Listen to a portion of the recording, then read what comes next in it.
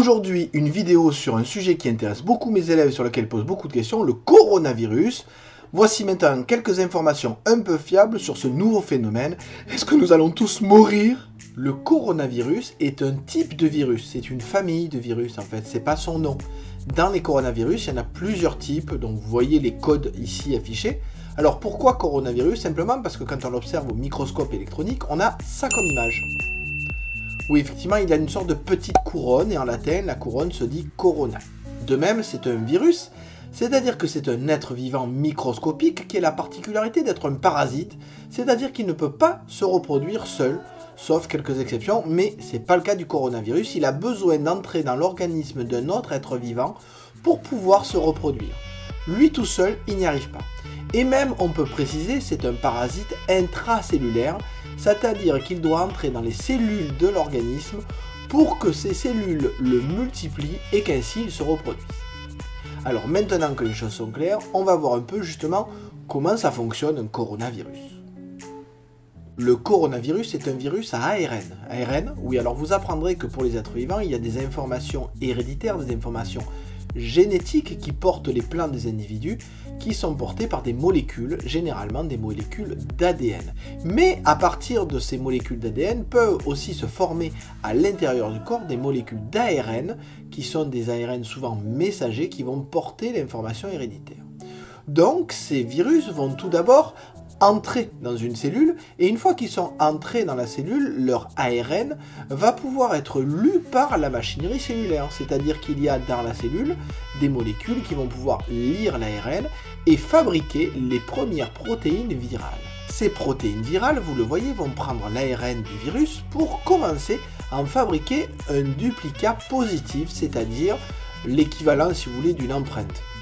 Grâce à ces différentes molécules d'ARN qui portent des informations génétiques, le virus va pouvoir reproduire son fonctionnement, sa constitution à l'intérieur de la cellule. Puis il va emprunter, si on peut dire, des parois qui existent à l'intérieur de la cellule, notamment dans le réticulum endoplasmique, pour pouvoir se constituer une capsule, puis à la fin, cette capsule va être expulsée par la cellule, toujours en ayant l'ensemble nécessaire pour s'accrocher à ses prochaines cibles. Le problème est que quand une cellule va trop faire ça, d'abord elle ne va plus fonctionner pour le corps, mais elle risque de se remplir de ce virus, d'éclater et donc de mourir, ce qui fait que quand des millions de virus se développent, l'ensemble des cellules du poumon, puisque pour le coronavirus dont on parle, il attaque les cellules du poumon, ces cellules du poumon éclatent et donc la personne ne peut plus respirer. D'où la mort. Alors on entend souvent que ce virus est venu d'une chauve-souris. Alors c'est pas tout à fait exact, ce virus existe déjà chez les chauves-souris, c'est ce qu'on appelle une espèce réservoir, mais ce n'est pas celui qui a infecté l'homme. En effet, entre celui de la chauve-souris et celui de l'homme, il y a eu des mutations, des changements qui font que ce virus a pu nous infecter.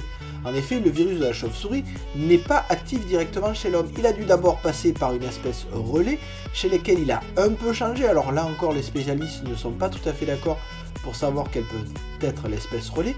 Il a dû un peu changer, puis après arriver jusqu'à l'homme avec une forme modifiée. Ça me fait d'ailleurs penser qu'en classe de seconde, quand vous étudiez la biodiversité, vous allez voir les mécanismes de l'évolution, et là on a un merveilleux mécanisme qui fait que seuls les virus qui pouvaient se reproduire ont été sélectionnés, et donc seuls ceux-là demeurent efficients chez l'homme. Et vous voyez que plus un virus est efficace, plus il est sectionné, plus il est sectionné, plus il se reproduit, plus cette variation-là va être efficace. Donc nous avons là un exemple très rapide de sélection naturelle par pression sélective, les plus efficaces survivent, les autres disparaissent. De même, on a un exemple type de quel est l'intérêt de la systématique, à savoir le fait de classer les êtres vivants dans des groupes. En effet, si on classe les virus dans des groupes, c'est parce que grâce à ça, on sait comment mieux traiter tel type de virus. Les coronavirus sont des virus qui sont plutôt bien étudiés, puisqu'il y a eu le SRAS qui était une grosse épidémie, et la grippe aussi est un coronavirus, ce qui fait que ce qui fonctionne pour la grippe doit pouvoir fonctionner pour le coronavirus. Donc oui, c'est un nouveau virus, c'est une nouvelle épidémie, c'est une nouvelle forme de virus, mais nous avons les connaissances et les techniques nécessaires, notamment grâce à la systématique, pour pouvoir développer rapidement des contre-offensives. De même, je tiens à faire remarquer que quand même il faut rester raisonnable. Le coronavirus dont on parle a un taux de létalité de 3%. Ce qui est légèrement supérieur à la grippe, mais pas beaucoup plus. Si on le compare à l'Ebola, on a là un taux de mortalité de 60%.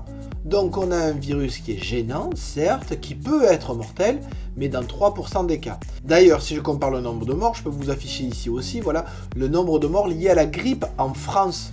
Pas dans le monde, juste en France. Et pourtant, les médias n'en ont pas parlé. Alors la question se pose de savoir pourquoi les médias parlent autant du coronavirus. Très probablement parce que généralement, il faut provoquer la visibilité d'une chose, et donc comme ça c'est la dernière chose à la mode, entre guillemets, ça fait de la visibilité, et donc ça crée des clics. Du coup, des gens font des vidéos comme moi. Est-ce que c'est une vidéo putaclic? Non, c'est une vidéo parce que j'en ai marre de répondre à mes élèves sur le coronavirus. Au moins, ils auront des informations et j'aurai pas à répéter 15 000 fois les mêmes choses. Que faire contre le coronavirus? Alors, si vous êtes à l'Institut Pasteur, trouvez un vaccin. Mais si vous êtes comme nous, en fait, vous pouvez limiter la propagation de la maladie. Se laver les mains, mettre un masque, par exemple, éviter de sortir non couvert parce que votre système immunitaire va être un peu en berne parce que vous aurez besoin d'énergie pour vous réchauffer et du coup vous tomberez plus souvent malade. Évitez de postillonner sur les gens, se moucher, éternuer avec un mouchoir, enfin toutes ces choses qui font que les contaminations ne se passeront pas. Ah, au fait, petit détail, je rappelle que c'est un virus. Donc c'est pas la peine d'utiliser des savons qui ne tuent que les bactéries, ça ne sera pas efficace. Prenez bien un savon, si vous voulez l'utiliser, qui est efficace contre les virus. Par contre, c'est pas la peine de se le nettoyer toutes les 5 secondes. Rangez vos savons antiseptiques quand vous êtes en classe. Vous lavez les mains avant de porter les mains à la bouche, avant de manger, avant de saluer quelqu'un, peut-être à la limite, mais pas plus. Faut arrêter de psychoter toutes les 5 minutes en disant « Ah, je vais mourir à cause du cours de SVT ». C'est pas le cas. Alors, pour résumer, pour le coronavirus, c'est un virus d'une famille connue qui a muté pour pouvoir être efficace dans une nouvelle espèce, la nôtre, et qui a trouvé là un réservoir pour se reproduire rapidement. C'est un virus qui a besoin des cellules du poumon pour se reproduire et donc qui peut être mortel dans 3% des cas quand il détruit suffisamment les cellules du poumon.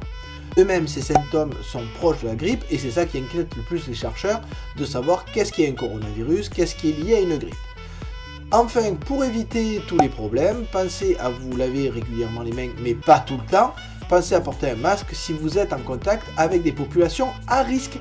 Et enfin, évitez de mettre votre système immunitaire à mal en vous promenant en t-shirt alors qu'il fait relativement froid. J'espère que cette vidéo vous a apporté assez d'informations. Si vous avez d'autres questions, n'hésitez pas à les poser.